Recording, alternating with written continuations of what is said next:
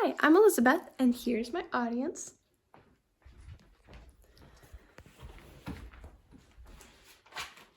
So for my speech, I'm going to be talking and discussing with you and teaching you how to use a baton. You may be wondering, what is baton twirling? Well, baton twirling is a form of art. It uses a metal stick called a baton, and it involves spinning the baton, tossing the baton, and sometimes even juggling the baton if you have multiple. What are some benefits of baton twirling? Well, some benefits include improving your coordination, enhancing your flexibility, increasing focus, and boosting confidence, as well as improving your physical fitness. Before we get started into any tricks, we have to understand what some mistakes batonists make. Usually this includes improper hand coordination or improper hand placement on the baton and looking down at your hands when performing the tricks rather than out, looking at everything that you are doing. Also, skipping the basics of baton. If you can't do step 1, don't move on to step 2. As well as not using both hands when practicing your tricks. And finally, practicing without a plan. That's a no-no right there. Now, let's learn how to do some of these basic tricks. All you need is a baton and some space to move around. Preferably baton length. I would say arm's length, but baton length. Okay. So for the first thing that we will do, first of all, let's show you. If you don't have a baton, that's okay. You can substitute it with wrapping paper spools, a rod that is arm's length and has some weight to it.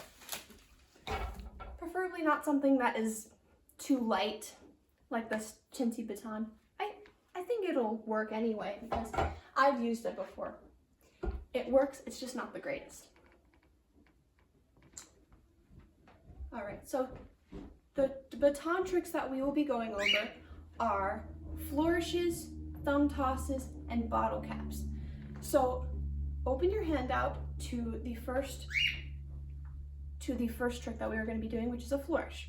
A flourish should look like this. Now let's break that down.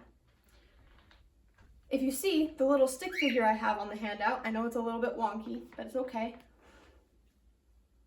The flourish involves you holding the baton in the middle with the knob facing to the ground at this angle.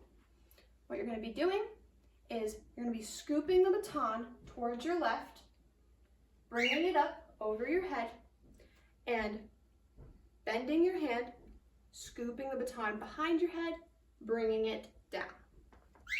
Now let's try that again up close. So we're going to be scooping the baton to the left, to your left, and we're going to be bringing it above your head, scooping the baton behind your head, and bringing it back down. You can try this with a wrapping paper spool.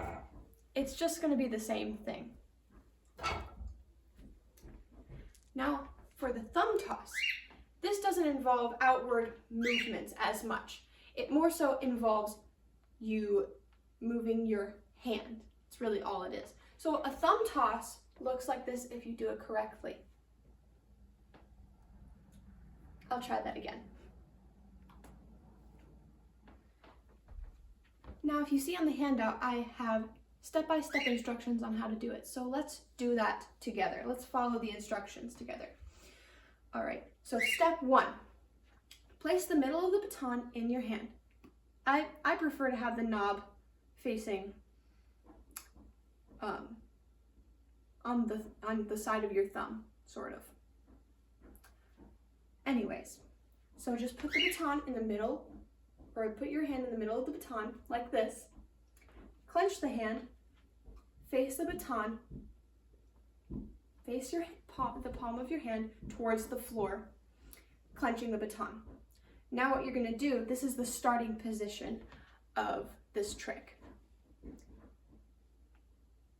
So, start turning your baton clockwise. Remember, it's in the right hand.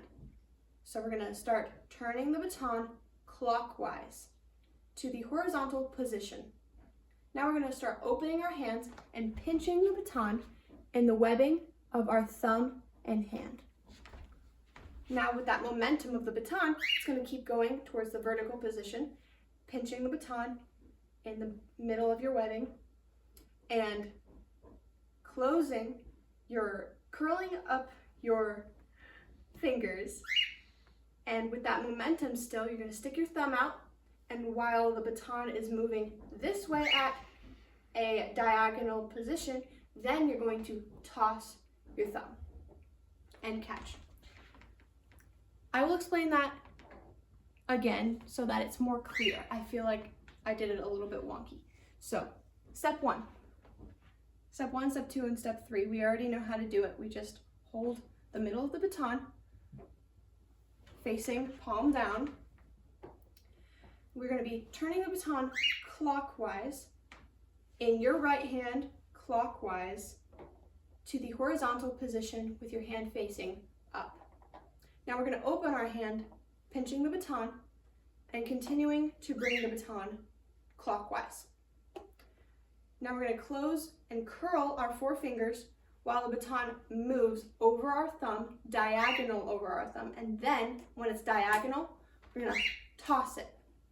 And with enough momentum, it should just be smooth like that.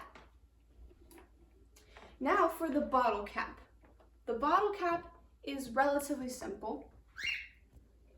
Just like the flourish, we're going to start off with the baton with our hand in the middle of the baton, and the baton knob is going to be facing down. But the starting position isn't just going to be like this. I know I drew on the little handout that the starting position is here, but for the bottle cap, it's going to be right here. So it's going to be facing across your body in your right hand.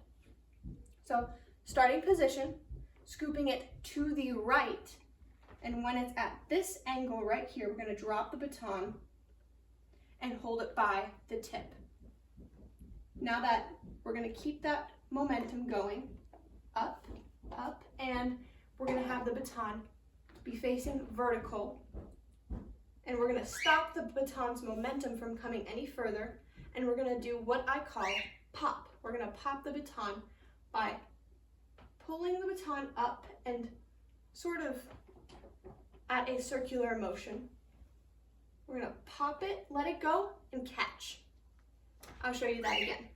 So we're going to start at the starting position, bringing the baton over here to this angle and dropping the baton to the knob, continuing to bring it up in one smooth motion to the vertical position, stop the momentum from coming towards you, and we're going to pop the baton and then bring it down. Now that we've discussed what baton twirling is and how it can benefit you and how to do some of these tricks, if you want to continue learning more about baton and you want to look into it more, try these tricks out that we've discussed, maybe using a wrapping paper spool or some sort of object that is weighted and is arm's length. Maybe even look into getting your own baton. Who knows? If you are interested, please keep on learning and keep on trying and practicing these tricks, and make sure that when you practice these tricks, take your time and don't rush yourself. That's really important. Sometimes I get frustrated when I learn new tricks and I can't do it. Don't rush yourself as you're doing these tricks. And when I was in baton, I first started learning baton, and these are some of the basic tricks that I learned, and they were hard to get. So don't be afraid if you don't know how to do these right away. Baton can be a really fun sport once you learn it. Thank you, and that is my speech. And here's my audience.